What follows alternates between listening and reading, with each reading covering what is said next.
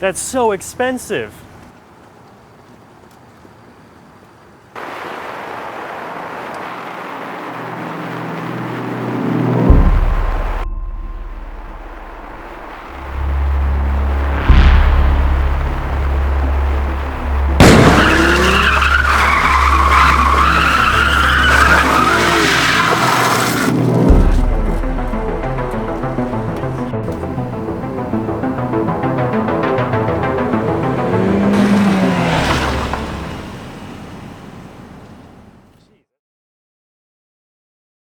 My name is Philip Cook. I work for Discount Tire in Plano.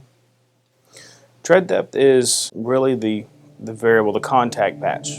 The only thing that has control with the car and the ground. The more traction that you're going to have is with a starting tread depth of how much grooves and traction you can get out of that tire. As a tire wears and gets older, you're going to have less and less amount of tread that's on that tire.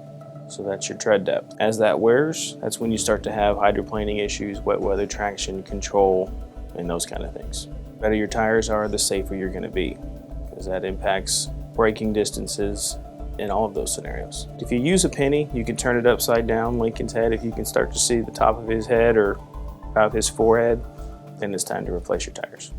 Best thing that you can do is just, when you get out of your vehicle, if the steering wheel's turned, just take a look at it. That's going to be your biggest indicator if something just doesn't look right. Because even if you don't really know what you're looking at, if it looks weird, even when you don't know what you're looking at, then there's probably something wrong.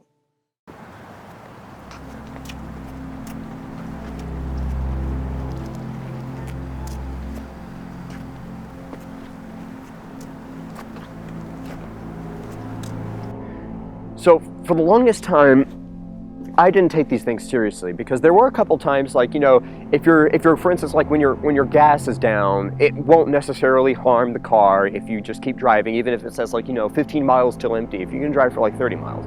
So, but this time, it was something different. This time it really meant something. For the longest time, I just thought that this was a way that when the warning flashed, it's because the detector thought it was like a little less than it needed to be. That they had determined like this optimal level that this car, that this is the level that your tire pressure should be. I was wrong, because there's just that. One day I was driving and then I hit the curb and my tire just literally exploded, and the guy behind me rams into me because I just stopped all of a sudden. I was dipping down. And so then the guy gets out of the car and he's insane. He's like freaking Arnold Schwarzenegger. He's like, "Why didn't you check your tires?" And I was like, but I told him that this is stuff that I never thought that it was supposed to be taken seriously. And then he said, "Well, you idiot, look what you did. Now both of us are gonna have to pay. Do you even have insurance?" And I had to tell him no. And he said, "Good, look at you. You're exactly what our society doesn't need. You're a leech." And then he got out of his car and he drove away, and we exchanged information and everything, but... If you don't feel safe on a set of tires, change that. Because that's the only thing between you and the ground that's going to stop your vehicle is a little 2x2 square per tire. You're talking 20 square inches stopping a big vehicle. So tires are absolutely one of your most important components that you could put on there for your own safety and the people around you. Because if something happens with your car, it could impact people around you on the road. I guess in retrospect, the thing that I would tell people is just check on your tires. All you have to do is just go to what do they call it? What was the zone? AutoZone, that place. All you have to do is just go there, get it like a PSI meter, and then check them every once in a while. Check your tire. It says what the proper rating is, and so what the proper PSI is. So if it exceeds that level or if it's below that level, just go to like Quick Trip or somewhere like that. They have free air. Just keep them in check.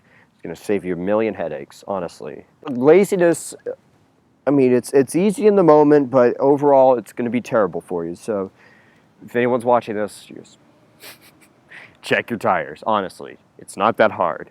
And I learned the hard way. You don't have to.